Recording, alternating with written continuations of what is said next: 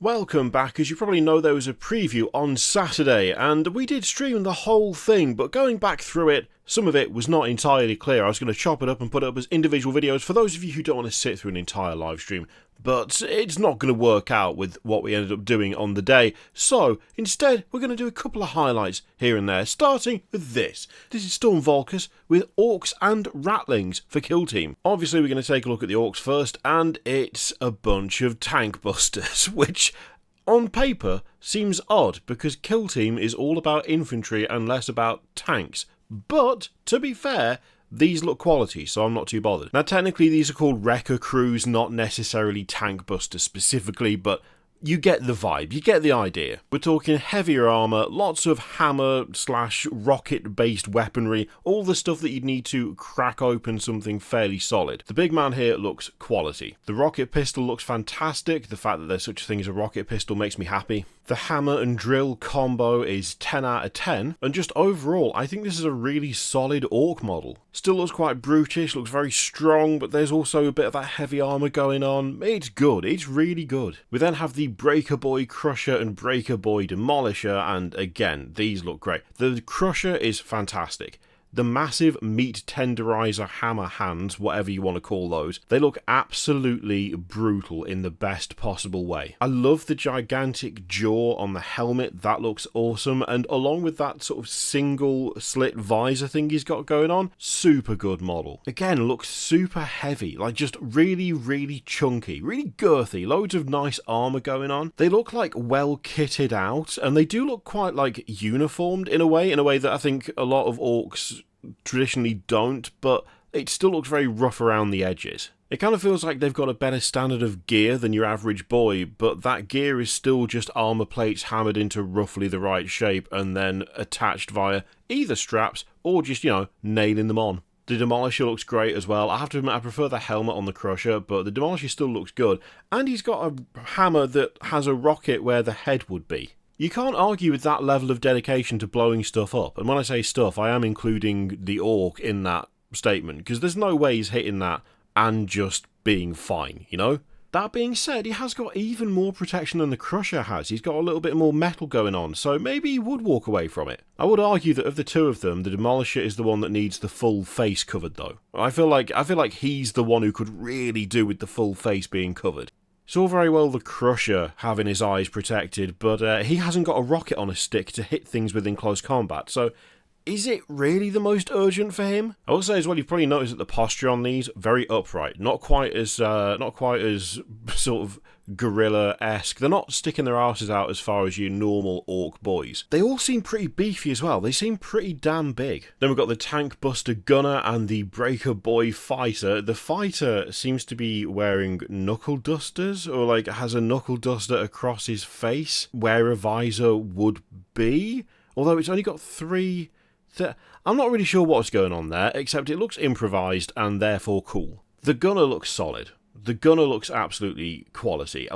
That missile, that shoulder-mounted rocket launcher is ace. I like the fact that he's got a bit less armor as well. He doesn't have the covering over the tops of the legs. Instead, he looks a little bit more capable of moving around quick. He's also got a properly gnarly face, the gnarliest face of all of these orcs. Just so much scarring. So much scarring. I absolutely love the hammer on the fighter as well. The hammer is just incredible. It's so chunky. That hammer is nearly as big as the torso of the guy holding it. That's got to be absolutely brutal getting hit by that. The little armor segments all over the cloth is really nice as well. Plus, his shoulder pads, more angular. You've got a more sort of angled approach to how they've constructed those, which is a nice contrast because everything else is fairly rounded for the most part.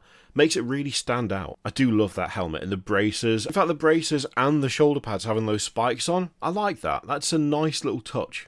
The Fighter and the Crusher might just be some of my favourite orc sculpts of recent times generally, to be fair. They both look super imposing, super dangerous, and properly orky. And finally, we've got the Tankbuster Rocketeer and some bomb squigs. The bomb squigs are hilarious. One's got a rocket strapped to his back, the other one's just fully got what looks like a mine. The dynamite in the mouth is a nice touch. I do like the stick bomb in the mouth, the other one, but for some reason the dynamite in the mouth it's really getting me. Not least because it looks like the dynamite goes basically all the way into the body. Like, where are that squig's organs? Well, they're pushed aside by dynamite, presumably. The Rocketeer looks solid, mostly because of the sheer number of rockets strapped to his back. Plus, he's got the classic little targeting visor as well. I absolutely love that.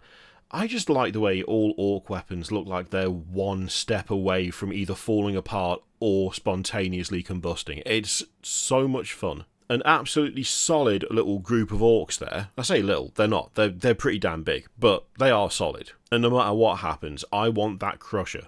I don't know what I want him for, but I know I want him. He will be mine. One day. It's not just them getting scaling wrong either, is the best of the best. These boys are larger and stronger than the typical Ork. Hell yeah. Now, the surprising part of this box for me was Ratlings.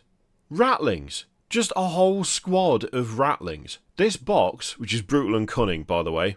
Excellent name. Brutal for the Orks, Cunning for the Ratlings. Obviously, you didn't need me to explain that. I don't know why I did. I just wasn't prepared for them to just decide, you know what, we're going to redo Ratlings. We're going to bring them back from the brink. I mean, I don't know how old the current kit for the Ratlings is for Astra Militarum. In fact, to be honest, I'd forgotten that they were even making that. Then again, to be fair, they did also redo Vespids, of all things. So clearly, it feels like Kill Team is starting to feel like that place where things that are mostly forgotten go to get revived. I mean, when you look at what we've got recently, we've got Vespids. Most people probably just forgot Vespids existed. I mean, why would you remember they exist? It's been the same kit for like 20 years. They've received absolutely no support in any way, shape or form. Why would you even think about them? And yet, new Vespids. We've got, well, we didn't get Elysians, but we did get, like, drop Imperial Guard, which, again, as a thing, I'd assume that most people just weren't that fussed about that kind of Imperial Guard action, but we still got drop Imperial Guard again, and now Ratlings. It's kind of cool, to be honest. So, we've got the Fixer and the Big Shot. The Fixer enjoying a nice cup of coffee, obviously. Got to have your wits about you when you're on the battlefield. His pack is almost the same size as him, and his gun is effectively bigger than he is. I like both of those things. Also, the Beret and... Is there an eye patch? I can't say if there's an eye patch or not. Actually, maybe there isn't an eye patch. But I've just for a second there, I got like old Solid Snake vibes. But only from the head, not the rest of him. The rest of him looks like a hobbit. Because let's face it, that's basically what Ratlings are. They're just hobbits in space. They've even got the kind of hairy feet. Like, clearly. The Big Shot looks good. I like the pose on the Big Shot. Especially the adjusting the sight there. That's very cool. Hard Bit is an interesting name. But he does look... I mean, he does sort of look like a miniature Rambo, which is kind of awesome. Again, the gun is like the same size as him, and his combat knife is, for him, effectively a sword. But he's got the grizzled look, he's got the bandage round the head. He looks very, like, action hero-y to me. I like that we've got a bit of variation on the guns as well. Like, the Spotter and the Hard Bit are basically wielding the same las gun by the looks of things, except one of them has got a different like muzzle on it, which is, I don't know, it's nice having that difference. There's a good amount of pouches going on as well here. A good amount of pouches. Like, look how many pouches are on that Spotter and the Hard Bit combined. It's not like Leafield levels of pouches, but you know they're there for the action. You can tell by the pouches. Also, the squint on the Spotter, very well modelled. Very nice. Picked out very well by whoever painted that model, but that's pretty good. I love the bomber. The bomber is fantastic. It kind of looks like, what are they called? Is it a ballistics jacket, like a bomb jacket? The ones that they wear when they are defusing bombs. I like how not only he's got one of those on, excellent, but also you'll notice that one side of it is shredded and damaged, and that would be the side that he has a prosthetic arm. So clearly, whilst he's mostly protected, something has gone wrong there. Something's gone wrong. But he's still there. He's still carrying on. Also, that side of his face is kind of messed up as well. There is a bandage, but you can see there's like skin and stuff missing from the forehead and around the eye as well. That's gnarly. That's gnarly. He's had a bad time of it. The little traps as well, the little tripwires. Love that. Absolutely love that. That's genuinely very cool. I do like that it looks like he's got a little detonator in one of the pouches, along with some sausages, by the look of things. I think it is sausages, isn't it? I mean, they are hobbits in space. Obviously, they're going to be hungry the whole time. We've also got the Stash Master and the Raider. The Stash Master looks like he's carrying a big box of ammo, and there's a bunch of stuff on his back, so presumably he goes in, he gets some stuff down so that they can retrieve it later. The Raider having a grapple gun and all that spare rope on the backpack there. I love that. That's fantastic. I have to admit, it's still like, even as I'm looking at them, it feels weird to see new Ratlings. They kind of feel like a team out of time, or like a concept out of time compared to the rest of what 40k is these days, you know? That being said, these are very well sculpted. There's huge amounts of personality. They're very, despite this being quite a big kill team, they are like sufficiently different from one another that you can pick up what they are and what they're supposed to be. You can get an idea of what they do just by looking at them. So they've been done very well. It's just, man, new Ratlings though. We've also got the sniper and the Vox thief. I mean, all of them seem to be carrying fairly similar weapons, but having a dedicated sniper, not necessarily a bad thing. The Vox thief with his big, like, antenna dish thing, I love that. That's really fun. Plus, he's got his mug hanging off his pack. I bet if you turn them around... In fact, yeah, there's a mug hanging off the sniper as well. I'm assuming there'll be just bits of food and mugs on all of them. It was kind of difficult to get a full proper look at them during the preview stream because they kept panning and doing fancy shots.